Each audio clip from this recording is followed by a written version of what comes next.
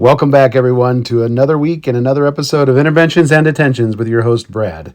This is the podcast where real conversations happen and, of course, the real learning begins. And I think you're going to get into this week's episode. I know I'm excited about it because it's probably going to bring back some memories and it's going to bring some things to the forefront too. Because if you work in education long enough, you realize there are a few universal experiences that just about every student and every educator has shared along the way. You know, things like the smell of dry erase markers. We all recognize that one. How about the panic of a fire drill right in the middle of your best lesson? And of course, the absolute chaos and excitement of a school field trip. Now think back for a second. Seriously, think about when you were a kid in school. Let's all go back in time. We always jump in the time machine here at Interventions and Detentions. Let's jump in, go back, think about when you were a kid in school for just a moment. What was your most memorable field trip? Was it the zoo? Maybe a science museum? Maybe a historical village where someone in colonial clothing was churning butter and pretending it was, about 1785? Or maybe your memory has nothing to do with the destination at all. Maybe the memory is the bus ride itself, the noise, maybe the snacks. I don't remember snacks. We didn't get snacks in school. We were 80s kids. That's my generation. Limestone playgrounds, no snack breaks during the day, no snacks on a field trip. We're lucky if we got a lunch, for crying out loud. So, maybe for you it was the snacks. I don't know. Maybe it was the kid in the back who suddenly discovered that the bus driver does not appreciate barking like a dog for 40 straight minutes. Maybe it was the kid that threw up on the bus on the way home. I think I've had that happen before. When I think back, I think one of my most memorable field trips was my 6th grade year going to Chicago from Indiana. We took about a 2.5-hour bus ride. We actually took tour buses, which was amazing. They did that, I'm going to guess, because they didn't want to have to stop 1,000 times on the way there for bathroom breaks, because those tour buses had, built-in bathrooms. But we went and toured the Field Museum and Science and Industry, I believe. It was a great day and a great field trip, and thinking back, I don't know that I would take 6th graders into Chicago anymore, but it was a very fun field trip. Beyond that, I don't know. As a teacher, we did an overnight field trip at Camp Potawatomi, the YMCA Camp Potawatomi in South Milford, Indiana. That was cool. We did that for several years, and I loved it. As a teacher, we had some great experiences with kids, getting them outdoors and doing some fun things. I can remember the Underground Railroad game that we'd play at night. That was the best. It was so much fun. We would scare the heck out of those kids. And then as a principal, I actually had some 5th grade classes that went to the Indiana National Dunes National Shoreline, overnight camping up there at the dunes. That was a great experience too. We went on a 4-mile hike to look at all the different land tundras and areas where we basically went out, did a horseshoe and ended up out at the shoreline and then back again. No bathrooms along the way. Had to rough it. That was kind of fun and interesting for kids. But I've had some great experiences with field trips over the years, and that's what led me to this episode today. Because when you strip it all down, a field trip is essentially this. It's taking a large group of children out of a controlled classroom environment, out of the school building, and hoping everything goes according to plan. And sometimes it does, sometimes it did, and sometimes, let's just say the stories that come back from field trips can live forever in the teacher's lounge, at home on the weekends, pretty much wherever. But here's the interesting thing. Field trips actually have a much deeper history in education than most people even realize. What many people think of as just a fun day away from the classroom actually started as a serious educational philosophy about how learning should really happen. So today we're going to unpack the evolution of field trips in American schools. We'll talk about where the idea came from exactly and how field trips became one of the most memorable traditions in education. Why the expectations around them changed so dramatically, and how schools fund them, how virtual learning has created entirely new versions of them, and finally, what the future of field trips might look like in public education. Because if you talk to educators today, you'll hear something interesting. Field trips haven't disappeared. but they've definitely changed. And depending on who you talk to, that change is either a good thing or something that we might want to rethink. So let's start at the beginning. Where did the idea of school field trips even come from? Well, if we go back to the late 1800s and early 1900s, education in the United States was going through a pretty significant transformation. Before that time, most classrooms operated in a very, very traditional way. We've seen it before in all the pictures. The students sitting in rows, teachers lecturing, students listening, textbook-dominated instruction. Learning was mostly about memorization and recitation. But a group of educators and philosophers started questioning whether that approach was actually the best way for students to learn. Imagine that. One of the biggest voices in that movement was an educational philosopher named John Dewey. Dewey believed something that feels pretty obvious today, but was actually pretty radical at that time. He believed that learning should be connected to real life. His philosophy centered around something called experiential education. In simple terms, that just means learning by doing, learning from experiences. Instead of just reading about something in a book, students should experience it.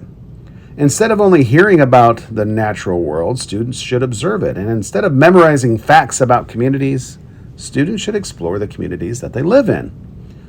And this is where the concept of field trips really began to take shape. Educators started realizing that the world outside the classroom was full of learning opportunities. There was nature, museums, factories, farms, local businesses, government buildings. All of these places could serve as extensions of the classroom. So early field trips began appearing in schools as part of something called the nature study movement. Teachers would take students outside to observe plants, animals, and ecosystems directly. Wow, that sounds like what we do in our Kinderforce program at my school. Wow, interesting. The idea was simple. If students could see learning in action, they would understand it more deeply. For example, imagine teaching a lesson about agriculture. You could show pictures, you could read about farming, or you could take students to a farm and let them see how it actually works as it's happening. Which experience do you think students were going to remember? Exactly. And that philosophy drove the earliest versions of field trips. Now, here's something interesting. Early field trips were often much simpler than what we see today. Teachers might walk their class to a nearby river, they might visit a local market, they might observe construction happening in their community. Transportation wasn't always a bus. Sometimes it was just walking, which might make some modern administrators slightly nervous if we're being honest. But the point was immersion. Students stepping into real environments connected to their learning.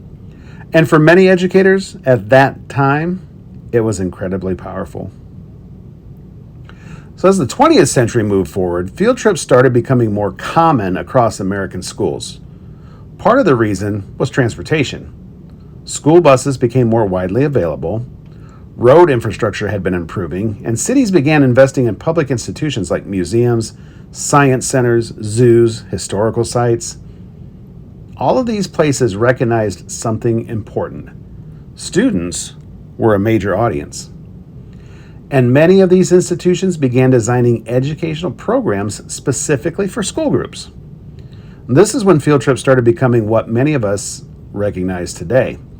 A class would board the bus, they'd travel somewhere designed for learning, and the experience would often include guided tours, demonstration, and hands-on activities.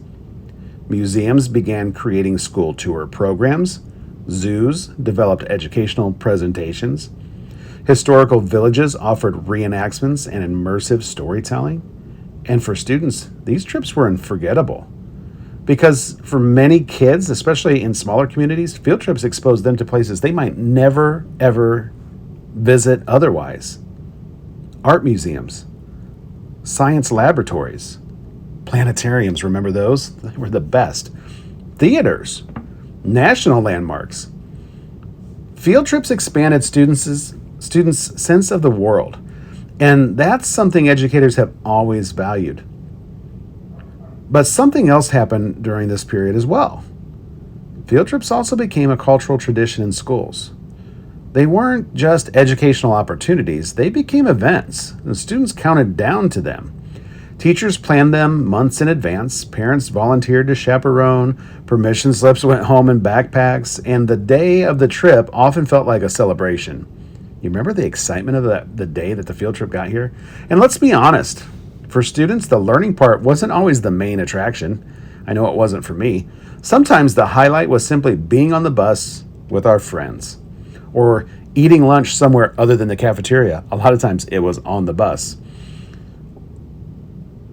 Maybe it was visiting the gift shop and convincing their parents that a $10 rubber snake was an essential educational purchase on that field trip. But even with all of that excitement, the core purpose of field trips remained connected to learning. Students were experiencing things beyond the walls of the classroom, and for decades, that approach worked well. In fact, many educators look back on that period from the 1960s through the 1990s as something of a golden era for school field trips. You know, if you talk to teachers who have been in education for 30 or 40 years, they'll often tell you that field trips used to be a lot simpler. Not necessarily easier, but definitely simpler. Back then, planning a field trip didn't always involve layers of paperwork, standards alignment, documents, detailed risk assessments, taking defibrillators. We send defibrillators with our kids on field trips. You know, we didn't have to worry about those stuff 30, 40 years ago. A teacher might have an idea. Maybe they were teaching a unit on ecosystems, so they thought, let's go to a nature center. Or maybe they were teaching American history and they planned to visit a historical site or living history museum. They would talk to their principal, fill out a few forms, send permission slips home, and off they went. There was trust in teacher judgment about what constituted a meaningful educational experience. Field trips during this time covered a wide variety of destinations. Zoos were and remain incredibly popular. Science museums, aquariums, state parks are a big one. If you're close enough, historical battlefields, theaters, government buildings are always a good go-to. Some classes even visited factories or local businesses to learn about industry and careers. I can remember taking trips to the post office and businesses in our small town of Wolcaville, Indiana, back when I was in elementary school, just to learn about how things operated. We take our kindergarten students to a local pizza place called Marlowe's Pizza in Wolf Lake, Indiana, and they learn how to make pizza and how to run a business. It's really real life experiences. And the structure of those trips were usually pretty straightforward. Students arrived, they participated in guided tours, they watched demonstrations, maybe they completed a worksheet or activity, maybe, and then they returned to school. Were these experiences always perfectly tied to academic standards? I mean, when I think back, not always, not necessarily, but they were still powerful learning opportunities when it came down to it, because students were seeing the real world applications of the things that they were studying. How important is that? And those experiences often stuck with them for years. I tell people all the time, I just said it at our kindergarten roundup the other night, kids are not going to remember their reading textbook from third grade, the math worksheet on double-digit addition and subtraction. They're going to remember experiences, the ones that we give them at school, whether that be field trips, Christmas concerts, book fair that's going on right now. Those are the experiences that will stick with them forever. Okay? It's so important to help foster those in our kids.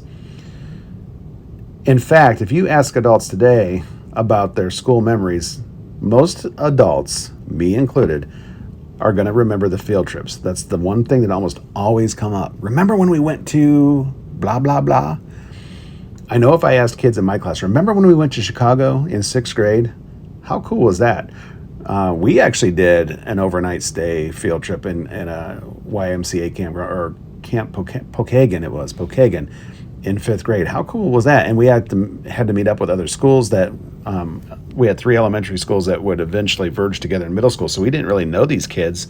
And here we are spending the night with them at campground, and it was a scary but fun experience. And I remember For dinners, they brought in McDonald's cheeseburgers for some reason. I don't know. That was kind of cool. You would have thought we would have probably cooked on a fire when we, if we were camping, but whatever. It was McDonald's both nights that we stayed there. We remember the field trips, though, guys. We remember visiting the museums, the campgrounds, the zoos, seeing the animals at the zoo, maybe feeding the animals at the zoo, standing inside the historical buildings and imagining what life was like centuries ago, looking at the paintings on the wall, the artist, and thinking, wow, this painting's from 200 years ago. Somebody was alive 200 years ago and painted this, and it's a masterpiece now, and it's a work of art, and here it is in this museum. Those memories are powerful because they connect knowledge with experience. And that connection is exactly what the early pioneers of experiential education were hoping to achieve. But starting in the late 90s and early 2000s, something began to shift in American education once again. The whole thought of accountability systems, it began changing how we do things. Standardized tests started to increase and become more frequent across grade levels. Instructional time became more scrutinized and protected. And as a result, field trips started evolving a little bit. In some cases, they became more structured. In other cases, they became harder to justify. And that shift changed how schools approached field trips moving forward. And that's exactly where we're going to go next in part of today's conversation, that involvement of, from what they were to what they are now. Because the story of field trips doesn't end with the memories and the nostalgia. In many ways, the most interesting part of the story is what we're going to talk about next. Because for decades, field trips were a fairly common and widely accepted part of their school experience. We've got that understanding now. Like I said, teachers planned them, students looked forward to them, and administrators mostly focused on making sure the buses were scheduled and the permission slips were signed and turned in.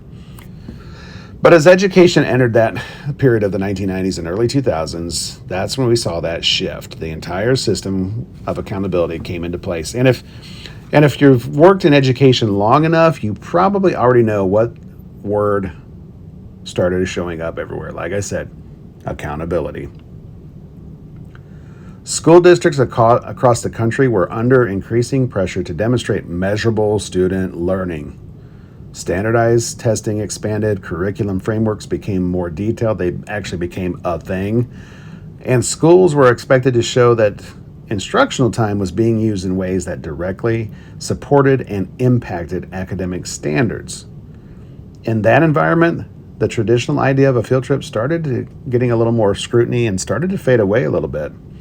Because when you really think about it, a field trip removes students from the classroom for an entire day, sometimes even longer. And when instructional time becomes a highly protected resource, people start asking a question that they hadn't been always asking before. Is this trip actually contributing to student learning? Now, to be fair, many field trips absolutely did. Visiting a science center during a physics unit or exploring a historical site during a social studies unit could absolutely enhance student understanding, no question about it. But what began happening was a shift in how schools required teachers to plan and justify those experiences. We administrators started asking teachers to be much more explicit about the purpose of the trip. What are students supposed to learn? How does the trip connect to curriculum or standards? What academic standards does it support? And how will teachers measure whether this experience actually helped students learn something? Now, for some educators, this shift felt frustrating. It felt like something joyful was being buried under the paperwork or sucked out of the whole experience. From an administrative perspective, the motivation was pretty understandable, though. If a district is accountable for student learning outcomes, then every major instructional decision, including leaving the building for a day, has to connect back to that mission. And so what began to emerge in many schools was a new term. Not just field trips, let's call them learning trips. Remember that? Or maybe it was instructional excursions. Well, curriculum-connected experiences, perhaps. Different districts use different language, but the idea was the same. A field trip wasn't just an outing anymore. It was supposed to be an extension of the classroom instruction. And I think we're still there today. Teachers were now being asked to show that the trip had a clear instructional purpose tied to the curriculum. And this is where things started getting a little more structured. If you talk to teachers today, especially those who started their career before the accountability area, so people like me, my generation, so we'll just say 50-ish, okay? If you're in your 50s, that era of accountability really took hold, and they'll often tell you that planning a field trip now looks very different than it used to. In many schools, the process begins with a formal proposal, something that's going to have to be approved by administration. They outline which units of instruction the experience connects to. They identify the standards that will be supported. They explain what students will do during the trip and how the experiences will connect to the classroom learning. Sometimes they include pre-trip and post-trip activities. I've seen that before. What will the students learn before they go? What assignments or reflections will happen afterward? And the goal of this structure isn't necessarily to eliminate field trips. It's to make sure they are intentionally designed as part of the learning process. Think of it this way. If a student spends 6 hours outside the classroom, the expectation is that those 6 hours should still function as instructional time, not just recreation. And in many ways, that idea actually aligns pretty closely with the original philosophy behind field trips. Remember the experiential learning ideas that we talked about earlier in this episode? The goal was always to connect real-world experiences with the academic learning. The difference now is that schools want those connections to be clearly documented. We got to have that paper trail. And sometimes that documentation can feel extensive, overwhelming. Teachers may need to coordinate with transportation, secure approval from the administration. Then you got to arrange chaperones, confirm safety procedures. Do we need a defibrillator? Do we have all of our meds for our kids? Provide that medical information for students. Communicate expectations to families. And of course, collect the famous permission slips. We still got to have permission slips. Though I've been in some schools most recently where we do like a blanket permission slip as part of the yearly registration back to school forms, where they sign one slip and it covers everything, which I don't know that I like that, because these trips come up then and parents kind of forget about it and like, I didn't get permission for my child to go. Yes, you did when you signed that blanket permission slip. But either way, we got to still collect them. Which, if you've ever organized a field trip, you already know is sometimes the most stressful part of the whole process, those darn permission slips. Because somehow there's always that one student whose permission slip never seems to make it back, no matter how many reminders are sent home. And the night before the trip, someone inevitably sends an email saying, oh, we just found the paper in the bottom of the backpack. Or I've even made phone calls the day of to get a verbal from a parent because we haven't got that slip back. And honestly, I didn't want to babysit a kid in the office. You know what I'm talking about. Field trip logistics can just simply be complicated. But once the paperwork is approved, there's still another big question that schools have to figure out. How do we pay for it? Where's the money coming from, Mr. Principal Man or woman? Field trips are amazing opportunities for students. There's no question there, but they're also not cheap these days because just bus transportation alone is a major expense. You've got fuel, you've got the driver, you've got mileage. School buses cost money to operate, folks. Drivers have to be scheduled. Fuel prices fluctuate from week to week sometimes, like they are right now. And in some cases, especially for longer trips, districts may even need to hire outside transportation companies, those touring buses. And then there's, admission fees. Museums charge for educational programs, science centers charge for exhibits, theaters charge for performances. There's not many cheap field trips out there these days, unless you go out to nature. Even nature centers, though, charge for guided programs, and all those costs can add up quickly. So schools typically rely on a combination of funding sources to make field trips possible. The most common approach is parent contributions. Just reach out your hand and ask parents to please pay for that admission fee to the zoo. Families are asked to pay a small fee, sometimes to cover part of the trip expenses. Sometimes it's $5. Sometimes it's $20 if you're going to the Fort Wayne Zoo, but we'll just leave that there for right now. And that's not a slam. We love our zoo, but it's expensive for kids and families. Sometimes it's even more depending on the destination that you're going to. And many families are happy to contribute because they want their children to have those experiences. But that model also raises an important issue: equity. Not every family can easily afford additional school costs. Think about the families that are on free and reduced lunches and textbooks. We're still asking them to pay the same amount as everybody else for a field trip. Is that equitable? Schools have to be very careful not to create situations where students feel excluded or embarrassed because of financial circumstances. Many districts address this by offering scholarships or confidential assistance for families who need support. I've done that before. We don't want to leave anybody out, but we know sometimes they need some help. And even with those kind of things in place, the financial side of a field trip can still be really quite complicated. And that's why many schools rely heavily on support organizations like their PTOs and parent groups. PTOs often help subsidize field trips by raising money through fundraisers and events throughout the year. Sometimes local businesses can be tapped into and ask for donations of money to support those educational experiences.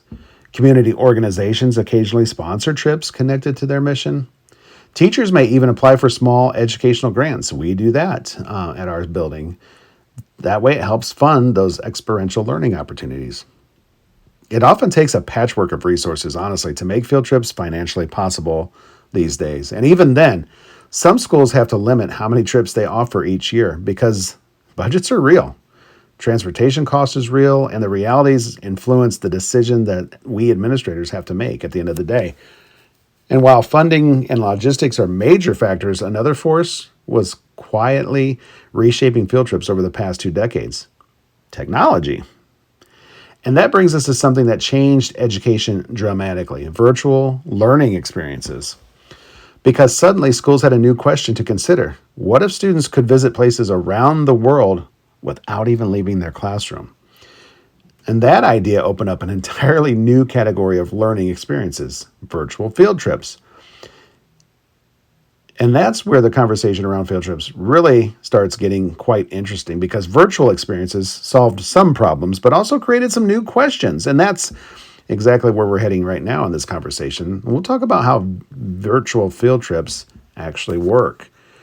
How are schools using them today? What alternatives some districts are exploring in this process, and what the future of field trips might look like for the next generation of students. Because the yellow school bus may always be a symbol of education for a while now, probably for many, many more years to come. But the way students explore the world through school might look very different in the years ahead, and that's something worth thinking about, but even more worth talking about. Because for decades, field trips were a fairly common and widely accepted part of school experiences. Again, teachers planned them, students looked forward to them, administrators focused on making sure that we had everything ready to go.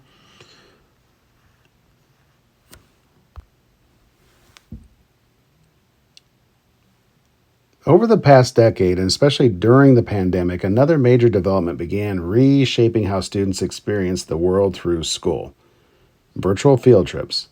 Now, when people first hear that phrase, they sometimes assume it's just a video or a slideshow, but the reality is that virtual field trips have evolved into something much more interactive than that. And for schools trying to balance budgets, transportation, safety, and instructional time, they've opened up some interesting possibilities. Let's start with a virtual field trip and what it actually looks like. In many cases, it's an interactive digital experience that allows students to explore real-world locations using technology. Students might take a guided tour of a museum using a digital platform. They might explore historical landmarks through interactive maps. They might even connect live with scientists, historians, or researchers who are working in the field at that very moment. Some cases, classrooms can literally travel across the globe without even leaving their desks. Students can explore coral reefs. They can walk through ancient ruins. They can observe wildlife in national parks. And the technology behind these experiences has become surprisingly sophisticated. One of the most widely used tools in schools today is Google Earth. Teachers can guide students through immersive satellite imagery, zooming from a global view down to street-level perspectives. Students can explore cities, landscapes, and landmarks in ways that textbooks simply can't replicate. Another major platform educators use is Google Arts and Culture. This tool allows students to virtually visit museums and cultural institutions from around the world. They can explore famous paintings, historical artifacts, and exhibits from institutions that many students would never, ever have the opportunity to visit in person. The Smithsonian Institution, for example, has invested heavily in creating digital access to its collections. Students can explore exhibits, watch expert-led presentations, and interact with educational content directly from their classrooms. And what makes these experiences powerful is accessibility. A school in a rural community like mine can explore the Louvre in Paris. A classroom in a small town can visit a NASA research center. Students can explore the Great Barrier Reef or the pyramids of Egypt, and they can do it without paying for transportation, paying admission, or even lodging. For schools working with limited budgets, that's a huge advantage. But virtual field trips also have some limitations because while technology can simulate many experiences, it can't fully replace the sensory aspects of being somewhere physically. You can watch animals on a screen, but it's not the same as standing a few feet away from a giraffe at the zoo. You can explore a museum exhibit online, but it's not the same as walking through the gallery and seeing artifacts right up close and in person. You can tour a historical site digitally, but it's different from standing in the exact place where historical or history actually happened. Physical presence matters. And that's why most educators see virtual field trips not as replacements, but I would say more like complements to traditional experiences. They can prepare students for a physical trip, they can extend learning afterward, or they can provide experiences that would otherwise be impossible.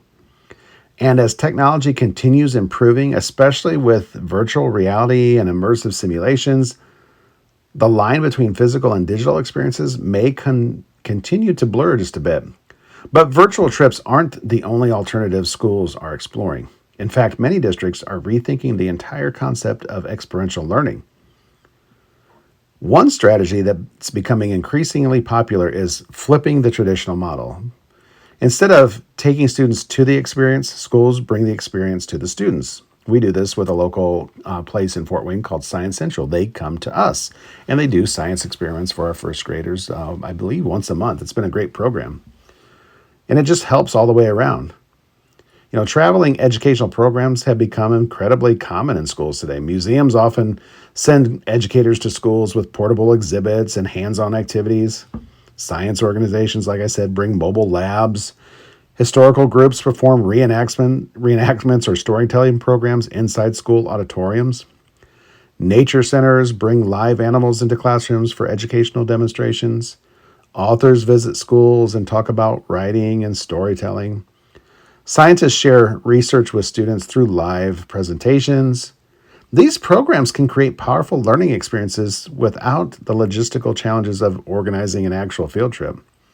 There's no transportation to arrange, no admission costs, no worries about large groups, navigating public spaces. Students stay on campus where it's safe while still experiencing something new and engaging. Another alternative many schools are exploring is community-based learning. This approach focuses on connecting students with local organizations and professionals. Instead of traveling long distances, students engage with community around them. Local business owners talk about entrepreneurship. Healthcare professionals discuss careers in medicine.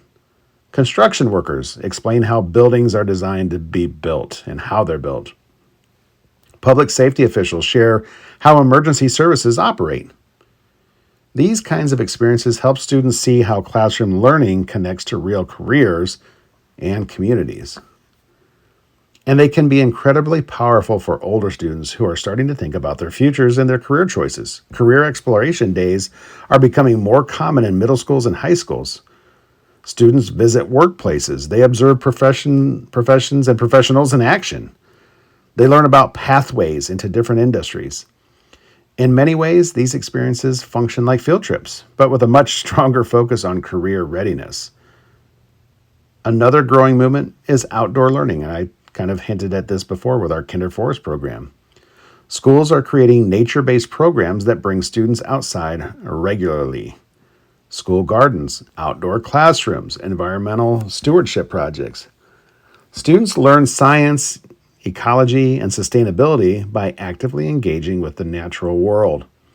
These programs often happen right on school property or in nearby parks. For us, we have a great outdoor facility right on campus. We're very fortunate and we make use of it. These programs are important for just another way for kids to learn outside of the classroom. It happens that they can occur more frequently than actual traditional field trips. Instead of one big experience per year, students might have dozens of smaller experiential learning opportunities throughout the school year. For us, we go out once a month, sometimes more often.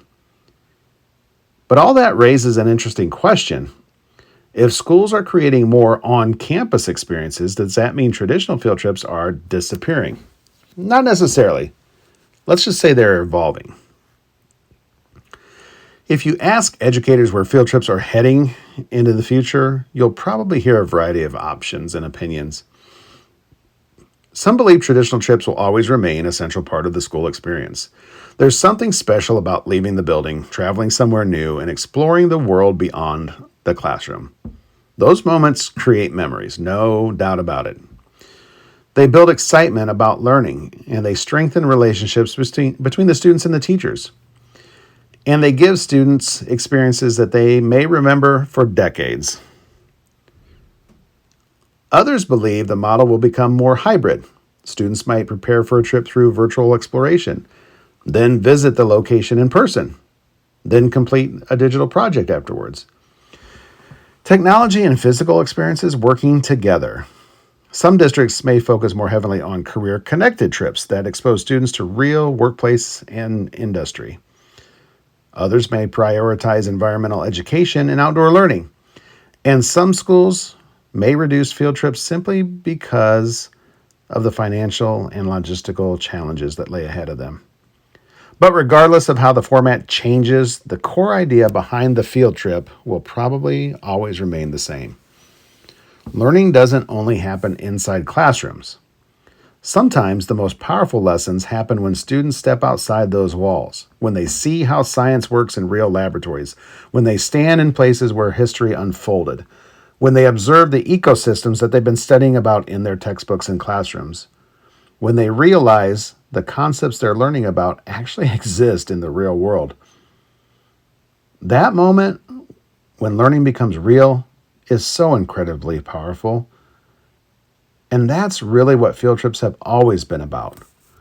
From the earliest days of experiential education to the modern era of virtual exploration, the goal has been the same: helping students connect knowledge with experience, helping them see the world more clearly, helping them understand that education isn't just something that happens in a classroom, it's something that exists everywhere.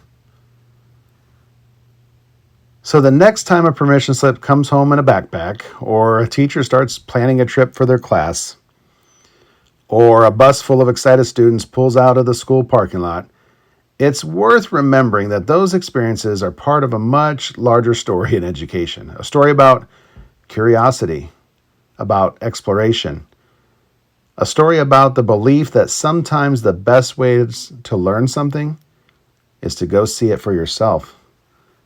Thanks for joining me today on Interventions and Detentions.